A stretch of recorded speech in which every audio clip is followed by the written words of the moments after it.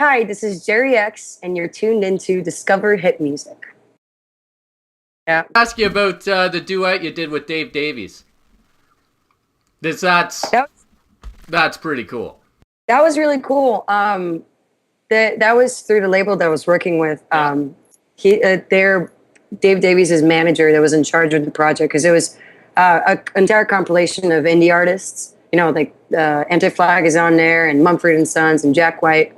So they wanted to do a cross promotion with his new record to cross promote with like the younger generation and the younger and then the audience of Dave Davies would, you know what I'm talking about. Absolutely. So they sent one song, and it was really, I am so melodic that for me it was really difficult for me to wrap my brain around a song that didn't have any parts that are repeated. It was like a 7-minute long song with all different parts, and I'm like really repetitive.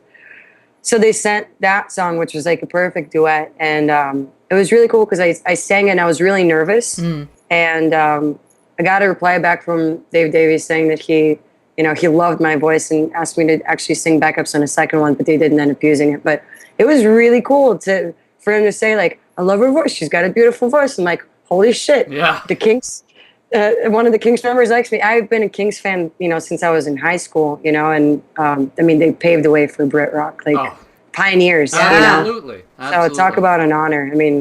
That was really cool. Yeah. And also it's cool because on the reviews that, that record has gotten on Dave Davies' record, and it's been in, major publications, they mention that song and say, and the duet with Geri X, brings that haunting voice or whatever. So my name is like in little bits and pieces out there in his reviews, which is really cool. That's fantastic. So the first song that you were given the option to sing on for Dave Davies, you actually turned that down. She couldn't relate. She could not relate to it. I couldn't wrap my head around it. Yeah. Wes and I, because Wes was engineering and producing it, and Wes and I both were working on it. And Wes also said he was at a loss for words as well, because we just couldn't see where I would fit. That was the problem. There was no place for me to fit in that song. Yeah. And the deadline was coming, and Wes just said that, if the producer from the other side could give us some pointers of where they might like me to sing, that might make it easier for us to focus in one area of the song.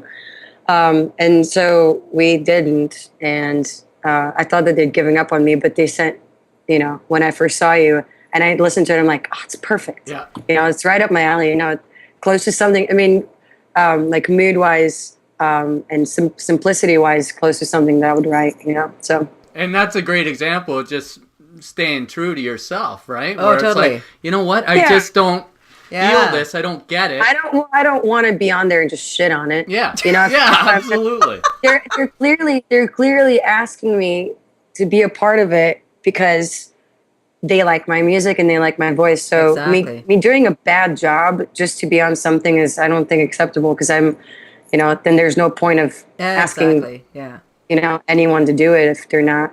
Yeah. Yeah. If they're not looking for that specific talent, For sure. And it worked out, right?